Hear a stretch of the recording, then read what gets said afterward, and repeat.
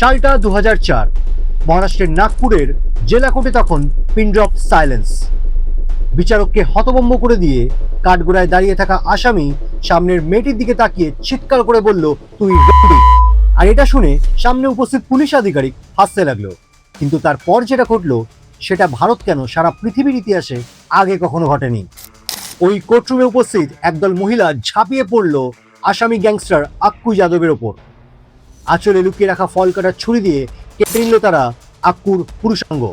আর ঠিক এইভাবেই মাত্র 15 মিনিটের মধ্যে মহারাষ্ট্রের কুখ্যাত গ্যাংস্টার আক্কু যাদবকে শেষ করে দেওয়া হলো ভরা কোর্টরুমে।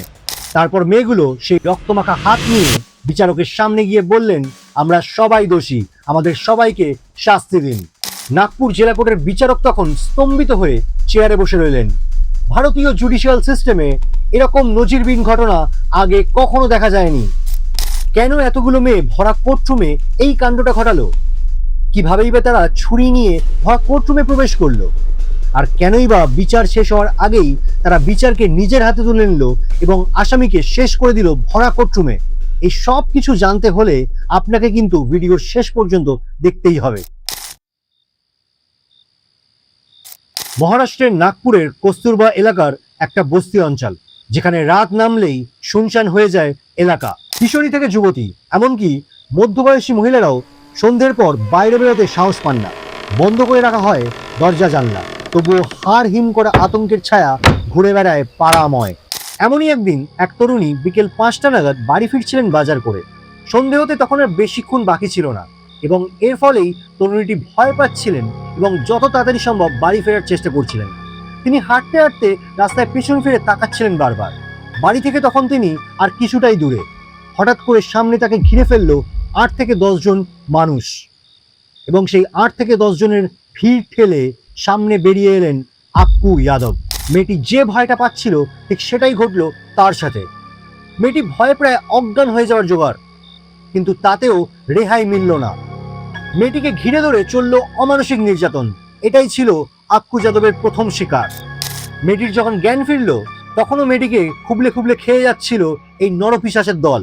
এরপর মেয়েটিকে নর্দমার ধারে ফেলে দিয়ে চম্পট দিল এই জানোয়ারের দল।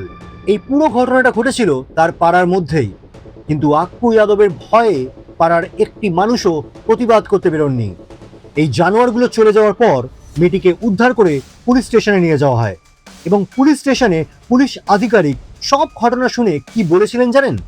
তোর সাথে তো আক্কুর প্রেম ছিল, এ তো সবাই জানে, আর এটা তো নয় একটু তোকে আদর করেছে। আক্কু নিজের এই সমস্ত পৈশাচিক অপরাধ থেকে নিজেকে ঢাকতে পুলিশকে কখনো টাকা খাইয়ে গেছে, কখনো বা দিয়েছে মদের বোতল। এই বস্তির বাসিন্দারা কার্যত এলাকায় অতিষ্ঠ হয়ে উঠেছিল আক্কুর অত্যাচারে। আক্কু হয়ে উঠেছিল এক জীবন্ত দুঃস্বপ্ন, আর সেই দুঃস্বপ্নের কালো ছায়া এক স্থায়ী গ্রহণ তৈরি করেছিল কস্তুরবা নগরে।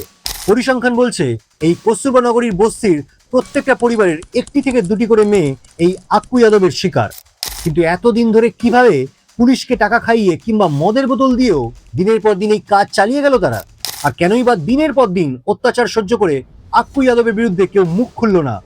কিভাবেই বা আক্কু যাদবের এই শেষ পরিণতি হলো সেটা জানতে গেলে আমাদের যেতে হবে পরের পর্বে। এতক্ষণ ধরে যে আক্কু যাদবের নাম বলছি, কে সেই আক্কু যাদব সেটা প্রথমে জেনে নেওয়া যাক। কস্তুরবা নগরী এলাকার সুপ্রতিষ্ঠিত ধনী ও প্রভাবশালী এক পরিবারের ছেলে এই আক্কু যাদব। কিশোর বয়স পেরোতে না পেরোতেই আক্কু যাদব বিভিন্ন রকমের নোংরা কাজকর্মের সঙ্গে যুক্ত হয়ে যায়। তার বিরুদ্ধে বিভিন্ন অভিযোগ নিয়ে পুলিশি কমপ্লেনও করা হয়, কিন্তু প্রতিবারই অভিযোগ যারা করেছে তারা পড়েছে চরম সমস্যায়। কখনো বা ভয় দেখিয়ে, কখনো বা হুমকি দিয়ে মুখ বন্ধ করা হয়েছে, কখনো বা টাকা খাইয়ে মানুষজনকে চুপ করিয়ে রাখা হয়েছে। আর এই বারংবার পার পেয়ে যাওয়ার ফলে আক্কু যাদবের সাহস ক্রমশ বাড়তেই থাকে এবং এরপর সে শুরু করে বস্তির প্রতিটা মেয়েদের ওপর নোংরা অত্যাচার। একসময় এলাকার ত্রাসের কারণ হয়ে ওঠে এই আক্কু যাদব। আশেপাশের বহু মহিলাকে ধর্ষণের অভিযোগ ওঠে তার বিরুদ্ধে। অনেকেই ভয় পেয়ে চুপ করে গেলেও পুলিশের কাছে যান অনেকেই। দাপুটে এবং প্রভাবশালী হওয়ার কারণে গ্রেফতার হলেও আক্কু বারবার আইনের হাত থেকে রেহাই পেয়ে যেত। আর প্রতিবার এই রেহাই পেয়ে যাওয়ার ফলেই আক্কুর দুঃসাহসের মাত্রা ছাড়িয়ে যাচ্ছিল। প্রতিবার আক্কু গ্রেফতার হতো আর প্রতিবারই মিলত তার জামিন। শুধুমাত্র পুলিশ নয়, এমনকি আইনজীবীদেরও সে টাকা দিয়ে মুখ বন্ধ করে রেখেছিল। প্রতিবার আক্কুর কেসে এমনভাবে চার্জশিট তৈরি করা হতো যার ফলে আক্কু সহজেই ছাড়া পেয়ে যেত। আর এর ফলেই আক্কু পৌঁছে গেছিল বেপরোয়াতার চরম সীমায়। কখনো স্বামীর সামনে স্ত্রীকে ধর্ষণ, কখনো বাবার সামনে মেয়েকে ধর্ষণ, এমনকি যৌনকর্মীরা পর্যন্ত আক্কুর হাত থেকে রেহাই পেত না। এরকমই চলছিল দিনের পর দিন। কিন্তু তারপরে ঘটলো এমন একটা ঘটনা যা আক্কুর মনেও ভয় সঞ্চার করলো। এই ঘটনার কথা বলতে গেলে প্রথমেই বলতে হয় একজনের নাম। তিনি হলেন উষা নারায়ণ, একজন সমাজকর্মী। তিনি নাগপুরের কস্তুরবা নগরের ওই বস্তিতে মহিলাদের উন্নয়ন নিয়ে কাজ করতে আসেন এবং এসে তিনি জানতে পারেন আক্কু যাদবের কথা। ওই বস্তিরই রত্না নামের একটি মেয়ের সাথে আক্কু যাদব নোংরামো করে তার ঘরের মধ্যেই, এবং তারপরে তার ঘর ভাঙচুর করে দেওয়া হয়। এবং এই ঘটনাটির পরেই উষা নারায়ণ রত্নাকে বলেন অভিযোগ জানাতে। কিন্তু রত্না অভিযোগ জানাতে ভয় পেলে শেষ পর্যন্ত উষা নিজেই গিয়ে অভিযোগ দায়ের করেন লোকাল পুলিশ স্টেশনে। এবং এরপরেই আক্কুর নজর গিয়ে পড়ে উষার ওপর। এবং আক্কু যাদব যখন খবর পায় তখন প্রায় 40 জনকে নিয়ে আক্কু যাদব উষার বাড়িতে হামলা করে। ঘিরে ফেলা হয় পুরো বাড়ি। আক্কুর হাতে তখন একটাই বোতল। উষার দরজায় ধাক্কা দিতে থাকে সে। কিন্তু সকলকে অবাক করে উষা দেবী জানায় তার দরজা ভাঙার চেষ্টা করলে সে গ্যাস সিলিন্ডার খুলে পুরো বাড়ি উঠে যাবে। তাতে উষা দেবী মারা যাবেন ঠিকই, কিন্তু সেই সঙ্গে আক্কু ও তার দলবল সমেত আগুনে ভস্মীভূত হবে। এমন কথা শোনার পর আক্কু পিছু হটতে বাধ্য হয়েছিল এবং আক্কু ও আক্কুর দলবল চলে যাওয়ার পর সারা পাড়াতে এই ঘটনাটা রটে যায়। এই ঘটনাটা যেন এলাকার মানুষকে রাতারাতি একটা বার্তা দিয়ে দেয়। এলাকার মানুষ হয়ে ওঠে বেপরোয়া আর মরিয়া। উষা দেবীর এই কাণ্ডে আক্কু যে ভয় পাবে এটা এলাকার কেউ ভাবতেই পারেননি। ধীরে ধীরে এলাকার মানুষের উষা দেবীর প্রতি ভরসা বাড়তে থাকে। মানুষ বুঝতে পারে চুপ করে থাকা এবং পিছু হটে যাওয়া এটা কোনো সলিউশন নয়।